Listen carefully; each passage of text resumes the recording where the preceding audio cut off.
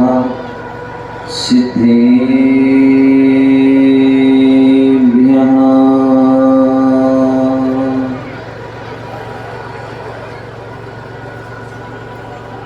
नमः सिद्धेभ्यः।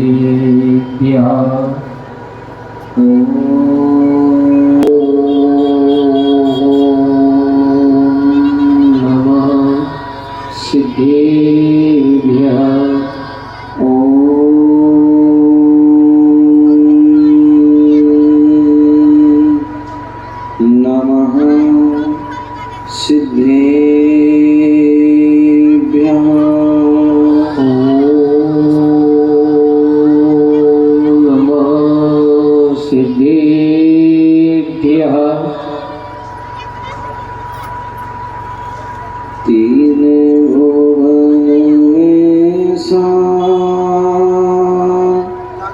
गीत राम योग समार के नमो त्रियोग समार के नमो त्रियोग समार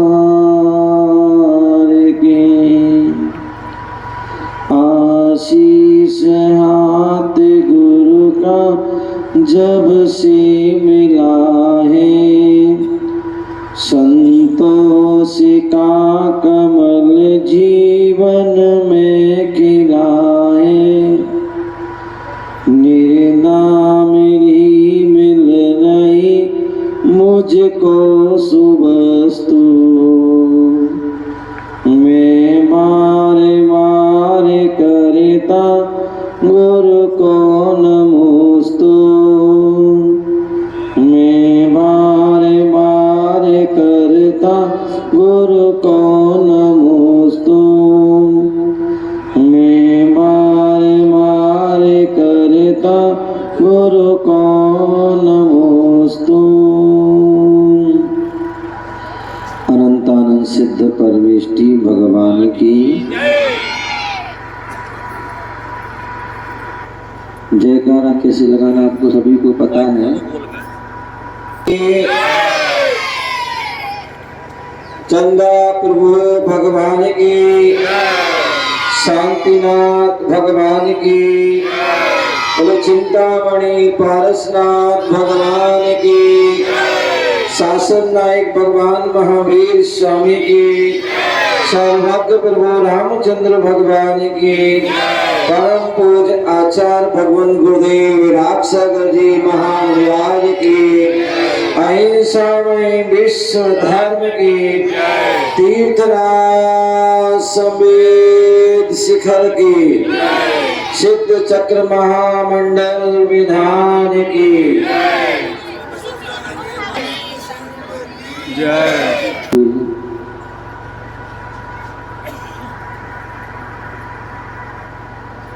एक व्यक्ति था,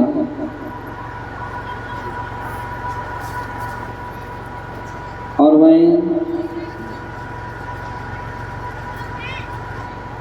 अपनी आजीविका के लिए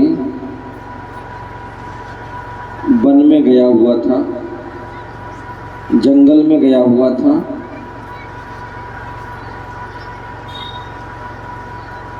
और वह सुबह से लेकर शाम तक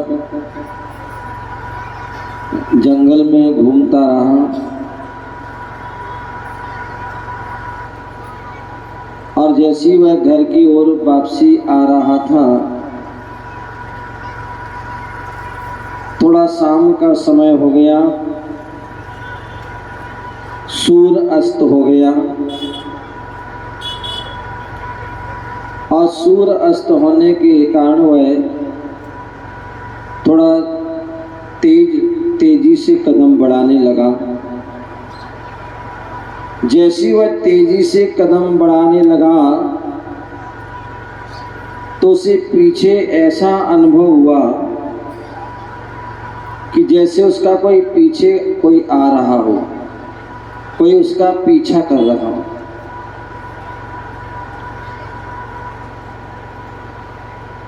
उसने पीछे मुड़ के देखा कुछ भी नजर नहीं आया। अब वो फिर थोड़ा आगे बढ़ा, तो जैसे वो आगे बढ़ा तो उसे लगा कि कोई मेरे साथ चल रहा है। अब तो उसे थोड़े पैरों की कोई आवाज आदि भी आने लगी। फिर उसने देखा तो उसे कोई कुछ भी नजर नहीं आया, कुछ परछाई सी दिखी। अब वह घबरा गया और तेजी से और आगे बढ़ गया। और जैसे वो तेजी से आगे बढ़ा तो वो जो है परछाई भी आगे बढ़ी। अब वो और डर जाता है, भयभीत हो जाता है, कांपने लगता है। फिर वह उसके लिए कुछ समझ में नहीं, वो रुक जाता है। और जैसे ही वो रुका तो परछाई भी रुक जाती है। अब वह पूछता है, बहुत देर हो गई, परेशान हो गया। बोले कौन हो? बोले कौन हो? उसने कहा हम यमराज हैं। क्या है? बोले यमराज हैं। अब जैसी यमराज का नाम सुना उसके तो पूरा शरीर ढीला पड़ गया, पसीना पसीना आ गया और फूल गया वो, और जोर जोर से सांसें चलने लगती हैं। और जैसी जो घबरा जाता है उसकी आवाज भी निकलती है। क्यों? क्योंकि यमराज आया, यमराज आया है। और जहां यमराज आता है तो समझ लो यमराज आया है तो किस लिए आया है? कहते जहां यमराज पहुंच गए समझ लो लेने आया है। क्या आया? लेने आया है। अब मृत्यु होने वाली, वो डर जाता, कांप जाता है, भयभीत हो जाता है। वो यमराज कहता भैया घबराओ नहीं। बोले घबराए नहीं? यमराज को देख के तो अच्छे अच्छे घबरा जाते हैं, और मैं तुम कह रहे घबराओ नहीं। बोले नहीं घबराओ नहीं, मैं तुम्हें लेने नहीं आया हूं। मुझे लेने नहीं आया हूं? फिर कैसे आए? बोले मैं तो यहीं से कहीं से गुजर रहा था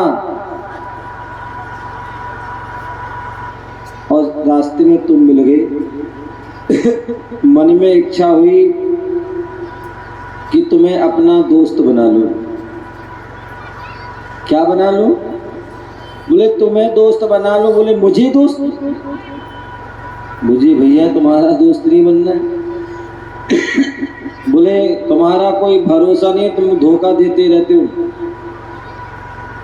बोले नहीं नहीं, आप मुझ पर विश्वास करें, मैं तुम्हारा दोस्त बनना चाहता हूँ, तुम्हारा हितैषी बनना चाहता हूँ, तुम्हारा मित्र बनना चाहता हूँ। बोले तुमसे दोस्ती नहीं करना भैया। कहते हैं कहावतें हैं, पुलिस वालों की दोस्ती और उनकी दुश्मनी दोनों ही खराब होते। उसी प्रकार बोले यमराज की जो है दोस्ती, मुझे नहीं, ना दुश्मनी, कुछ नहीं करना है। बोले नहीं नहीं, मेरा विश्वास मानो, मैं तुम्हारा दोस्त बनना चाहता हूँ, तुम्हारा हितैषी हूँ। बोले नहीं तुम धोखा देते हो। बोले नहीं मैं कभी धोखा नहीं दूंगा। बोले तुम कभी भी आ जाते हो। बोले नहीं, मैं जब भी आऊंगा तुम्हें बता के आऊंगा। क्या? जब भी तुम्हें लेने आऊंगा तुम्हें जो है बता के आऊंगा। बोले नहीं मुझे विश्वास नहीं। बोले नहीं पक्का, प्रॉमिस, मैं वादा करता हूँ कि जब भी आऊंगा तुम्हें जो है बता के आऊंगा। बोले पक्का? देख लो भाई, धोखा नहीं देना। नहीं बिल्कुल 100% पक्का है, बिल्कुल पूरी गारंटी है कि मैं तुम्हें बिना बताए नहीं ले जाऊंगा। जब भी आऊंगा उसके पहले तुम्हारे लिए सूचना कर दूंगा। बोले अच्छा पक्का? बोले हाँ पक्का। बोले ठीक है। अब वो व्यक्ति क्या, यमराज चले जाते हैं। अब वो जो है उसकी जान में जान आती है। अब तो प्रसन्न हो जाता है, खुश हो जाता है, और अब तो जो है वह क्या होता है, मदमस्त हो जाता है, भोग विलासताओं में, विषय कषायों में जो है फंस जाता है, क्योंकि अब उसे कोई चिंता नहीं रहती है। अब उसे कोई यमराज की कोई चिंता नहीं, क्योंकि यमराज तो हमारा मित्र है, दोस्त बन गया है। अब जब भी आएगा तो पहले से बता देगा। और ऐसे जो है सोच करके, विचार करके जो है वह क्या करता है, जो है हर पाप कार्य में, विषय कषा में, राग द्वेष में, पाप आदि क्रियाओं सब में लग जाता है। पहले व्यक्ति जो है थोड़ा बहुत धर्म कार्य आदि करता था, पुण्य आदि कार्य भी करता था, लेकिन अब उसने सब कुछ बंद कर। बोले क्या करना, अभी तो जब आएगा, जब देखा जाएगा, अभी तो जो है सूचना कर देगा जाने की पहले, इसलिए वो सब छोड़ दिया। और एक दिन ऐसा आया कि यमराज उसे लेने आ जाते हैं। बोले चलो भैया। बोले कहाँ चलो?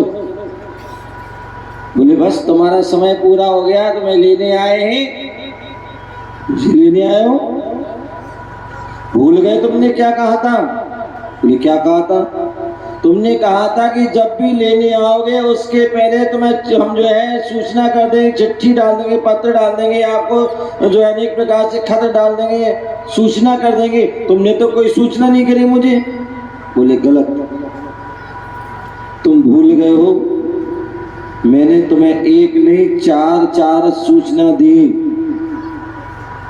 क्या दी? बोले मैंने आपके लिए चार सूचना दी। बोले कौन सी सूचना दी? बोले मैंने सबसे पहले तुम्हें एक पत्र डाला था। क्या डाला था? पत्र डाला था, चिट्ठी डाली थी तुम्हारे लिए, पोस्ट कार्ड डाला था, लेकिन आपने उसको पढ़ा नहीं और उसने को आपने क्या कर दिया, डस्टबिन में डाल दिया। बोले कौन सा पोस्ट कार्ड डाला था? मेरे पास तो कोई पोस्ट कार्ड नहीं आया। बोले मैंने आपको पहला पोस्ट कार्ड डाला था, और वो पहला पोस्ट कार्ड था वो कौन सा था? बोले आपके बाल सफेद करना प्रारंभ कर दिया। क्या कर दिया? आपकी बाल सफेद करना प्रारंभ कर दिया, आपकी बाल सफेद कर दी। लेकिन आपने उस पत्र को देखा ही नहीं, आप तो बड़े होशियार थे। वो तो हमारे तीर्थंकर जैसे महापुरुष हुआ, कि संत महापुरुष होते थे, जिन्हें एक बाल दिख जाता था बैराग हो जाता था, घर गृहस्थी छोड़ करके दीक्षा संयम को धारण कर तब के मार्ग पर बढ़ जाते थे। और आज तो यहाँ तो पूरे बाल सफेद हो गए हैं, पूरे बाल सफेद हो गए, लेकिन फिर भी बैराग नहीं हो रहा है। और आजकल तो क्या होता है, जैसे बाल सफेद होना प्रारंभ होते हैं, हम क्या करते हैं, खिजाब लगा लेते हैं। क्या कर लेते हैं? मेहंदी लगा लेते हैं और अपने उन बाल सफेद को छुपा लेते हैं। बोले बताओ मैंने डाली नहीं डाला? बोले हाँ ये तो बात सही थी, तुमने पत्र तो दिया था, बाल सफेद तो हुए, लेकिन जो है मैंने उसको ध्यान नहीं दिया। बोले अच्छा दूसरी सूचना क्या दी आपने? बोले मैंने दूसरी सूचना तुम्हारे दी थी कि तुम्हारे जो है क्या, तुम्हारे जो है कान से सुनना और आंखों से दिखना कम कर दिया। आंखों से दिखना और कानों से सुनना हमने कम कर दिया था। ये आपके लिए दूसरा सूचना हमने जो तार दिया था, आपके लिए फोन किया था आपके लिए।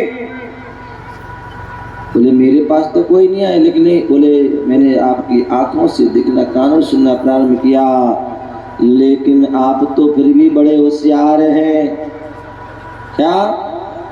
आप तो आंखों से कम सुनना, आंखों से सुनना जो है कम, आंखों से जो दिखना कम हुआ, तो आप तो तुरंत डॉक्टर, अच्छे वाले डॉक्टर के पास गए और वहां पर जो है आपने क्या किया, बढ़िया लेंस लगा करके आ गए। क्या कर दिया? बढ़िया लेंस लगा के देखा के, क्यों?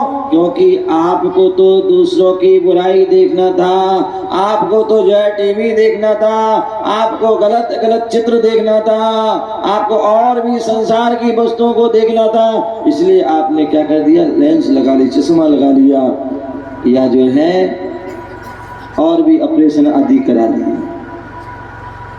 आंखों से मतलब कानों से सुनना कम किया, लेकिन आपको दूसरों की बुराई सुननी, दूसरों के गलत वचनों को सुनना था, गलत गलत चीजों को सुनना था। इसलिए आपने क्या किया, कानों में मशीन लगवा ली।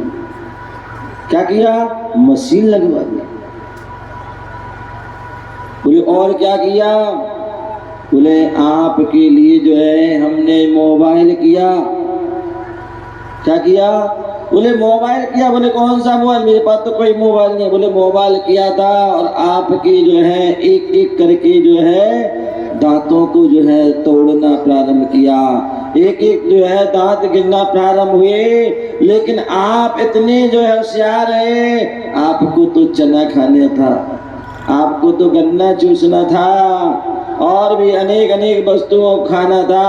और आप गए बाजार में, हॉस्पिटल गए और बत्ती सी बदलवा दी आपने, वो भी हमारा वो। अच्छा, चौथा कौन सा डाला था आपने, वो जो है क्या किया? बोले चौथा भी हमने किया। आज जो है ईमेल फैक्स का जमाना है, व्हाट्सएप और फेसबुक, यूट्यूब और पता नहीं क्या क्या चीज, उनका जमाना है, मैंने वो सब किए। बोले मतलब हमारे पास तो कोई नहीं है। बोले किए थे, लेकिन आपने उसको इग्नोर कर दिया, डिलीट कर दिया। और वो क्या किया? मैंने हार्ट अटैक, क्या हार्ट अटैक, दिल का दौरा पड़ा, ये संदेश दिया था कि अब तो समझ जाओ।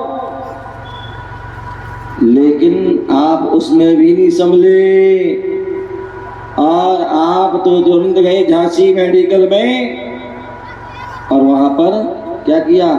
स्टेंट डलवा लिया, या बाईपास सर्जरी करा ली, ओपन हार्ट सर्जरी करा ली, और उसमें व्यस्त हो। बोले अब तो आपको चलना पड़ेगा, चलना पड़ेगा। बोले हमें अभी तो मैंने कुछ भी नहीं किया है, थोड़ा वक्त दे दो। बोले अब वक्त नहीं मिलेगा, वक्त हमने आपको बहुत दे दिया, लेकिन आपने उस वक्त की कीमत नहीं की, आपने वक्त को समय की कीमत नहीं की, अब आपके लिए समय नहीं मिलेगा। बोले थोड़ा सा समय दे दो, अभी तो अभी कुछ कर ले, दान पुण्य कर ले, कोई पुण्य कार्य कर ले, कोई पूजा पाठ अनुष्ठान कर ले, कोई यज्ञ यज्ञ कर ले, कुछ तो पुण्य कमा लो। बोले अब नहीं मिलेगा। और यमराज उसे ले जाते हैं।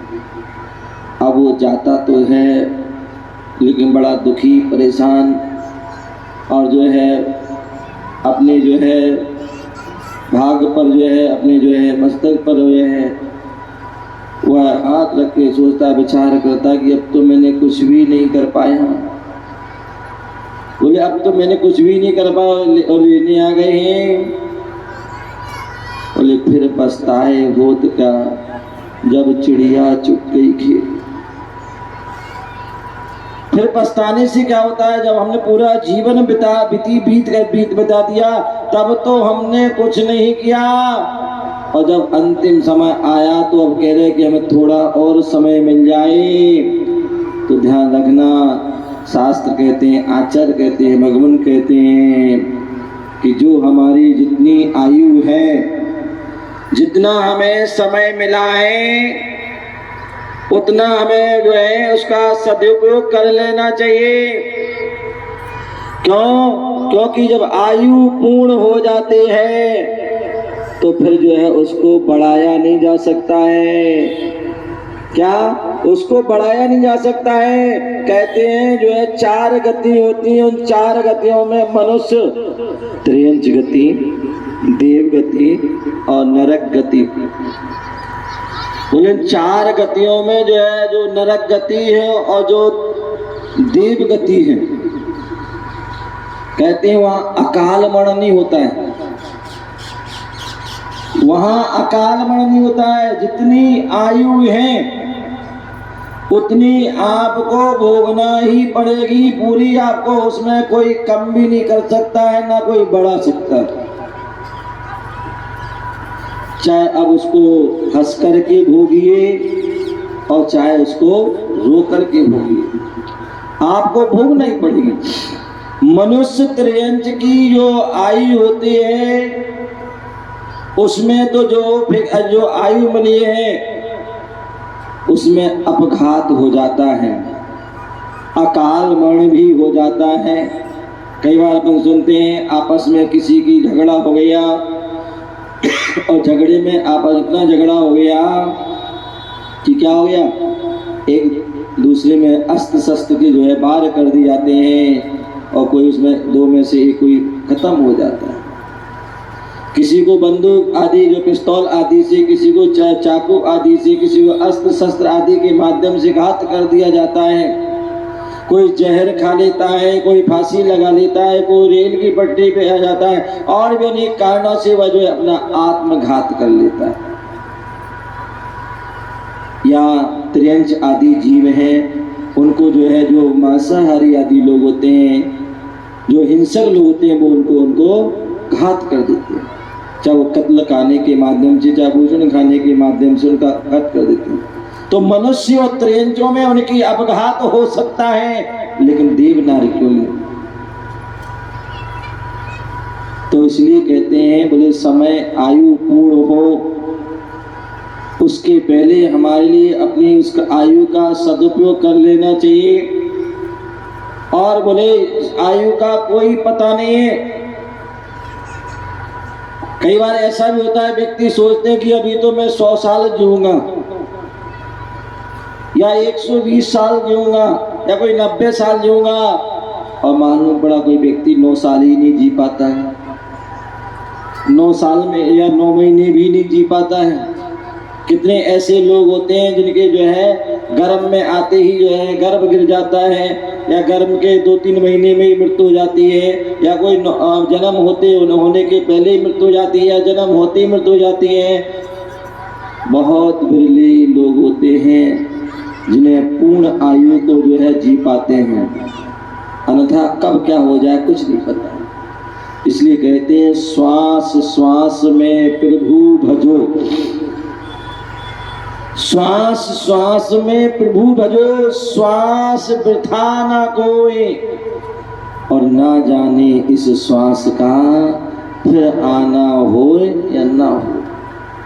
बोले हम श्वास ले रहे हैं, बोले उसमें प्रभु को याद कर लो।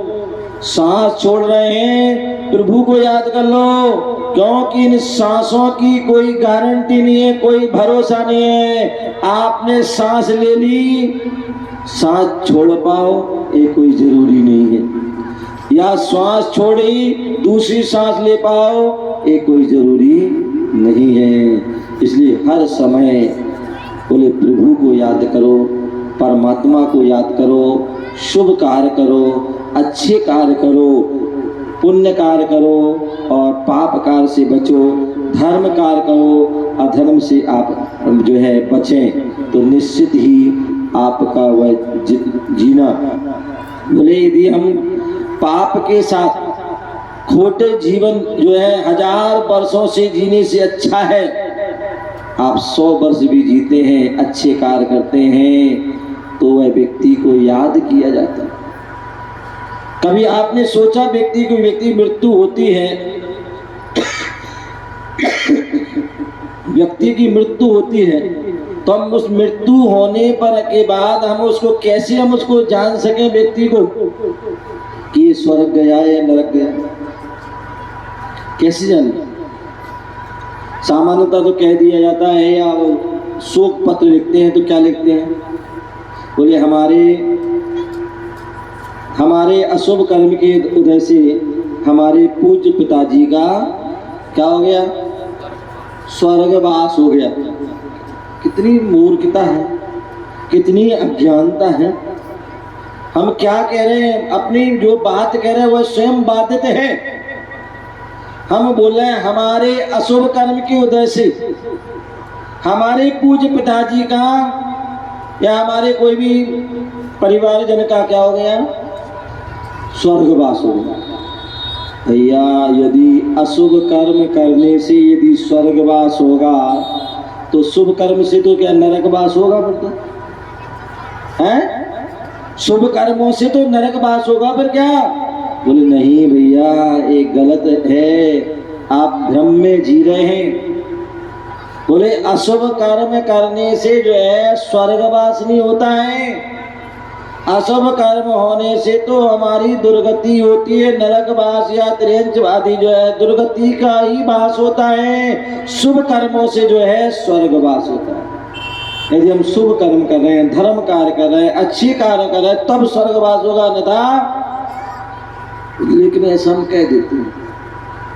तो मैं बता रहा था, यदि कोई किसी की मृत्यु होती है और मृत्यु होने के बाद हम कैसे जाने कि व्यक्ति का जो है सदगति हुई या दुर्गति?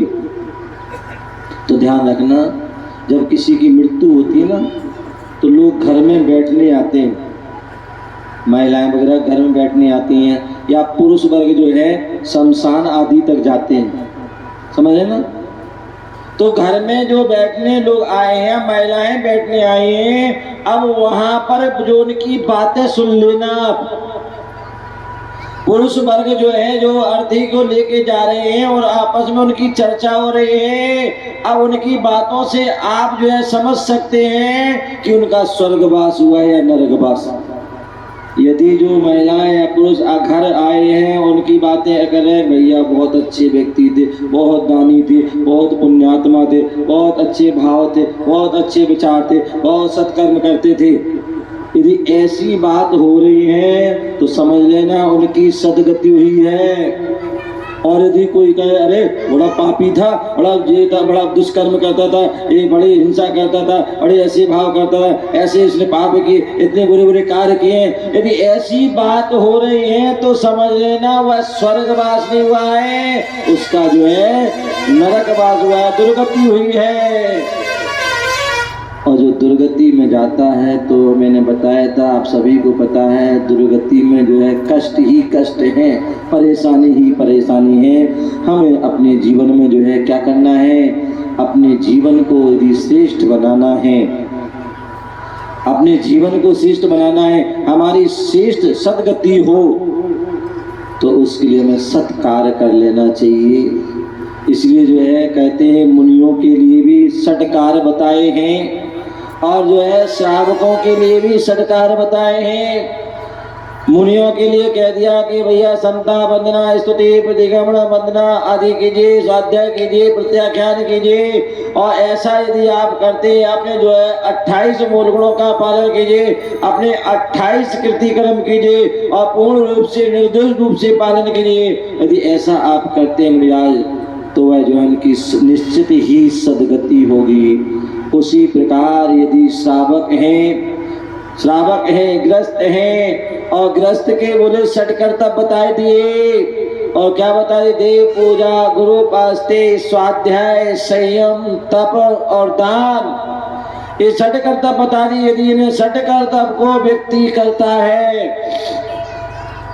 तो उसकी सदगति है, और यदि षट कर्म नहीं करता है तो ध्यान रखिए उसको सदगति प्राप्त होने वाली नहीं है। प्यारे बंधु, हम सभी के लिए मनुष्य भाव मिला है। मैंने पहले भी कहा था कि ये मनुष्य भाव बड़ी दुर्लभता से मिलता है, बड़ी कठिनाई से मिलता है, बड़े जन्मों जन्मों के जो है पुण्य होते हैं, उन पुण्य का जब संयोग बनता है तब ये मनुष्य भाव मिलता है। और जब मनुष्य भाव मिला है तो उस मनुष्य भाव को हमें सार्थक कर लेना चाहिए। अपने जीवन में कुछ जो है नियम, संयम, कुछ मर्यादाओं को जो है बना लेना चाहिए, और कुछ अच्छे अच्छे कार्य कर लेना चाहिए। और जो अच्छे अच्छे कार्य करोगे वही तुम्हारे साथ जाएगा, वही तुम्हारा इतिहास बन जाता है। अन्यथा अभी मैं गया था, किले पर गया था और वहाँ देख करके आया, और भी अन्य जगह जगह जब जाते हैं तो इतिहास बन जाते हैं। वह जो है किला आदि वो उद्गल है, पौद्गलिक हैं, बनते हैं और जो है नष्ट हो जाते हैं, खंडर हो जाते हैं। आपके बिजना का किला तो फिर भी ठीक है, क्योंकि यहाँ पर लोग रहते हैं, व्यवस्थित रहते हैं तो व्यवस्थित। अन्यथा ऐसे ऐसे भी किले होते हैं जहाँ बिल्कुल खंडर हो जाते हैं, जहाँ कुछ भी नहीं बचता है। तो इसलिए जो है जब जो है इतने महल आदि जो है सब जो है यदि खंडर हो जाते हैं तो ये हमारा ये जो शरीर भी एक महल है और यह भी क्या है, यदि बना हुआ है जब बनता है तो अच्छा लगता है और एक समय तक वो अच्छा लगता है, लेकिन जब वह खंडर होना प्रारंभ हो जाता है, जर्जर होना प्रारंभ हो जाता है तो उस फिर महल की जैसी कीमत नहीं होती है। पर लोग क्या करते हैं, कोई गंदगी करने जाता है, कोई कुछ करता है, कोई कुछ करता है, ऐसा हो जाता है। उसी प्रकार इस शरीर भी जो है हमारा जर्जर होता है और एक दिन जो है नष्ट हो जाता है। तो इसलिए और यदि उस जो है शरीर के माध्यम से यदि उस शरीर जो उस महल में रहने वाले राजा ने यदि कोई अच्छा कार्य किया होता है तो उसका एक इतिहास बन जाता है कि यहाँ फलाना यहाँ राजा हुआ था। जैसे आप झांसी के किले में जाइए, वहाँ जाएंगे तो आपको रानी लक्ष्मीबाई की याद आ जाएगी। यहाँ एक ऐसी वीरांगना थी जिसने जो है अंग्रेजों को भी जो है चबा दी थी, उसको जो है इतनी मेहनत इतनी लड़ाई की नहीं। तो ये उस वहाँ जाने पर इतिहास भी आ जाते हैं। और यदि कहीं दूसरी जगह जाओ तो यदि किसी ने धोखा किया है तो वो भी याद है। तो ये वही किला है जहाँ पर रानी लक्ष्मीबाई गई थी, लेकिन उनको वहाँ के राजा ने शरण नहीं दी थी, तो वो दगाबाज था, वो आदि अनेक प्रकार की बातें हम बोलते हैं। तो व्यक्ति चला जाता है, लेकिन व्यक्ति की जो इतिहास वो रह जाता है। जो अच्छा किया तो वो भी रह जाता है और बुरा किया है तो भी रह जाता है, क्योंकि शरीर भी पौद्गलिक है, पूर्ण गलस का स्वभाव है, बना हुआ है तो मिट जाएगा। मिटे उसके पहले इस शरीर से जो है कोई अच्छे काम कर ले, जिससे कि आप भी एक ऐतिहासिक पुरुष कहलाओ। लोग आपके जाने के बाद भी हजारों वर्षों बाद भी याद करें। बोले भगवान महावीर स्वामी जिन्हें 2500 जो है 49 वर्षों में निर्माण प्राप्त हुए, लेकिन आज भी हम उनको याद करते हैं। आदिनाथ भगवान जिन्हें जो लाखों करोड़ों वर्ष पूर्व निर्माण को प्राप्त हुए, लेकिन आज भी हम याद करते हैं। बोले राम को जो है मोक्ष गए जो है उनको भी हजारों वर्ष निकल गए हैं, लेकिन आज भी उनको जो है हम उनको नाम लेते हैं, उनका श्रद्धा से उनकी भक्ति करते हैं। हनुमान जी को मोक्ष गए जो है कितने वर्ष हो गए, लेकिन उनको भी आज हम भक्ति बड़े श्रद्धा से उनको याद करते हैं, क्योंकि उन्होंने जीवन में अच्छे कार्य किए हैं। प्यारे बंधु, हम बहुत कहने से क्या फायदा है, आप सभी संक्षेप में उसको समझें कि हम अपने जीवन में कोई ऐसा कार्य करें जो कार्य करके जो है जाएं, जब भी जाओ तो लोग हमें आपको भी हजारों वर्षों तक जो है याद करें और अपने जो है याद करके उनको याद उनके जो गुणों को याद करके अपने जीवन में जो है उनको अंगीकार करें, तो निश्चित ही जो है उनका जीवन सार्थक सफल होता है। हम सभी अपने जीवन को श्रेष्ठ बनाएं। श्रेष्ठ कार्य करोगे तभी श्रेष्ठ बनेगा, और बुरे कार्य करोगे तो यह जीवन बुरा ही होता है। हम अपने जीवन को अच्छा बनाएं, श्रेष्ठ बनाएं, पावन बनाएं और अपने जीवन को ऐतिहासिक रूप बनाएं और जीवन को सार्थक करें। इसी भावना से जय बोलो महावीर भगवान की। सचिन रानी एक छोटा सा